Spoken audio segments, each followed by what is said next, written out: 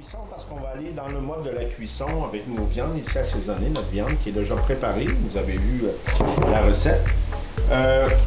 On va nettoyer nos champignons. C'est toujours, on passe, vous savez qu'on passe jamais nos champignons à l'eau. Il faut toujours essuyer nos champignons avec un linge sèche, pas humide d'ailleurs. Moi, je prends toujours un Scott Towel, ça absorbe.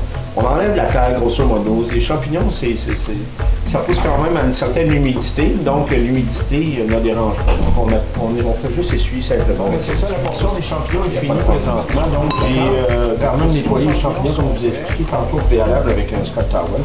Toujours un linge sèche, non humide, de préférence. Et puis, je les incorpore dans mon bol ici. Un petit truc que j'ai, moi, pour la présentation, toujours dans une sauce qui est très importante, je rajoute toujours un petit jus de citron concentré. Inquiétez-vous pas, ça ne goûte pas, ça ne désaltère aucunement le goût dans les mélanges qu'on fait au préalable. Donc, on rajoute ça généreusement comme ça ici, d'accord? Et puis, ce qui est important, on n'a jamais un instrument de métal ou de métaux, de métal, dans tout ce qui est pommes, champignons, ces trucs-là. Donc, on mélange très bien les champignons avec, comme vous voyez, avec le jus de citron concentré. C'est un bon jus d'ailleurs. C'est la compagnie Raymond, peut-être futur commanditaire, qui sais-je. Et puis, dans le fond, c'est Real Lemon. C'est bien ça, en France? Oui, c'est ça, Real Lemon. D'accord. Puis, on mélange nos champignons comme ça.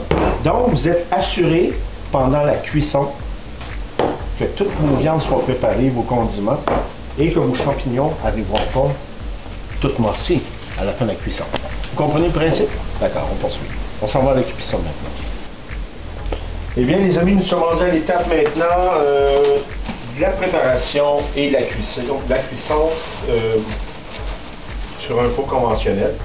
Je vous expliquais tantôt pour la sauce au thé. D'accord? C'est quand même une sauce traditionnelle, comme j'expliquais. Et ça se peut que je me répète, c'est mon premier vidéo, donc prenez pas ça en considération, les prochaines recettes. Si je vois que vous comprenez très bien la recette et que vous suivez la formule adéquatement, je suis certain que je vais moi me répéter, mais pour l'instant, je me répète. D'accord? Moi, je pars avec l'idée de 3 à 4 poches de thé.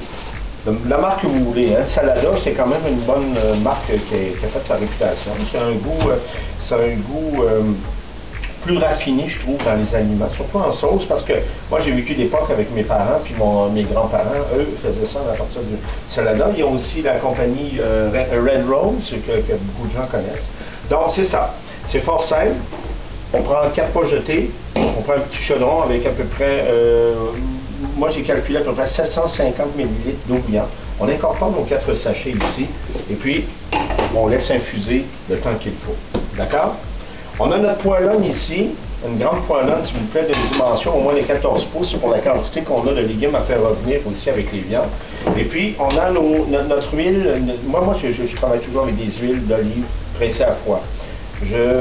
Pratiquement, je déteste de travailler avec la margarine ou le beurre ou les trucs comme ça, surtout pour faire revenir des légumes, des aliments, parce que je trouve qu'on a déjà un gros problème dans la société de cholestérol et de saturation à tous les niveaux, si vous voulez me comprendre à ce niveau-là, vous me suivez bien. Donc, on y va avec des huiles plus sûres. On fait revenir notre huile tranquillement comme ça, on fait chauffer, et pour que ça soit quand même assez chaud. On le voit aussitôt qu'il y a une petite lueur de fumée qui sort au-dessus de l'huile. On sait que c'est prêt, c'est juste à la chaleur qu'il faut. Donc, on évalue ça comme ça, d'accord? On passe ça, après on baisse notre huile. Aussitôt que notre huile est chaude, on baisse notre huile, toujours à moitié. Et puis, je vous montre exactement comment faire. Et voilà. Je ne sais pas si vous m'entendez bien quand même, mais pour l'instant, on n'a pas de budget, mais à un moment donné. Donc, notre huile est très, très, très chaude. Eh bien, elle est superbe, elle est prête. Donc, on incorpore nos oignons, notre céleri et nos échalotes, ainsi que notre ail.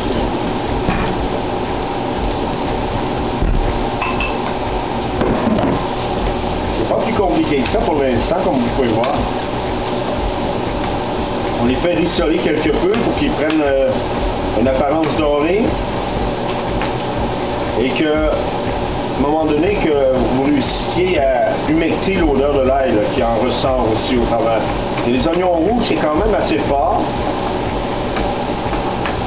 Ça a une odeur très prononcée ainsi qu'un goût, mais ça donne un excellent arôme aux aliments, surtout de base de viande marinée comme qu'on vient de faire d'ailleurs. Ne pas s'en faire, tranquillement comme ça, on laisse aller. On fait toujours à moyen médium, vous voyez, sans choquer l'aliment. Moi j'appelle ça sans l'égorger, parce que la plupart des condiments qui sont à l'intérieur, il y a beaucoup d'eau. Si on a tendance à mettre le feu trop haut, on égorge l'aliment, on égorge le condiment, l'oignon, le céleri. C'est des aliments qui sont quand même à haute teneur en eau. Et les fibres se ramollissent trop vite. Donc, on n'a pas la qualité aussi et le goût. Vous comprenez? Vous me suivez bien? D'accord. Le thé il est prêt ici. Vous voyez, ça ébullitionne au maximum. Donc, on le ferme, on laisse aller. Simplement. On fait juste fermer. On laisse la poche tremper. Ça, c'est le bout le plus fun.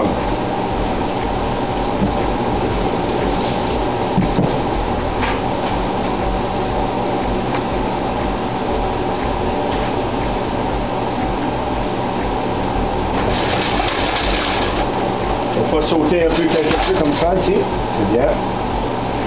Là. Moi, j'ai comme principe un environnement sain dans un corps sain. Dans le sens que tout ce qui est alentour de moi, je le nettoie.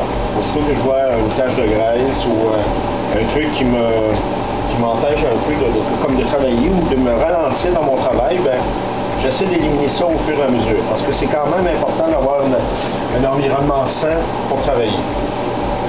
C'est une idée, c'est une philosophie que j'ai, c'est tout. Vous prenez ou vous ne prenez pas. Donc, nos oignons sont quand même assez bien confits. On déglace avec du vinaigre de vin rouge. Je vais vous montrer. Moi, j'ai adopté Bertolli. Ma conjointe, surtout d'ailleurs. On déglace tranquillement.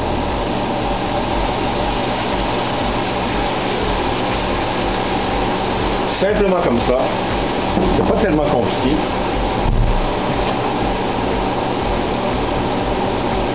Je rajoute 1 ml de sel. 1 ml de sel, là, pour ceux qui ne savent pas, c'est le creux de la main. Pour que ça fasse un rond à la grandeur d'un petit sou à peu près environ. D'accord? On mélange bien. Et là, le moment fatidique, on incorpore notre viande marinée.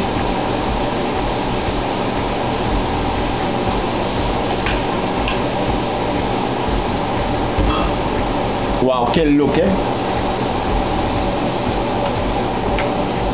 On peut revenir tranquillement comme ça.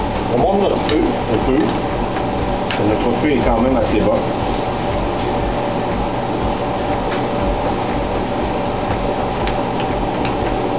Tout est bien saisi.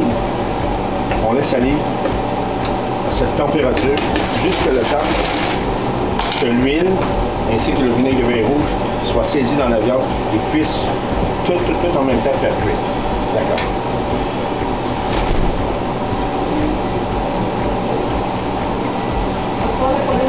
On laisse mijoter jusqu'au temps que la viande devienne quelque peu brunante, un peu.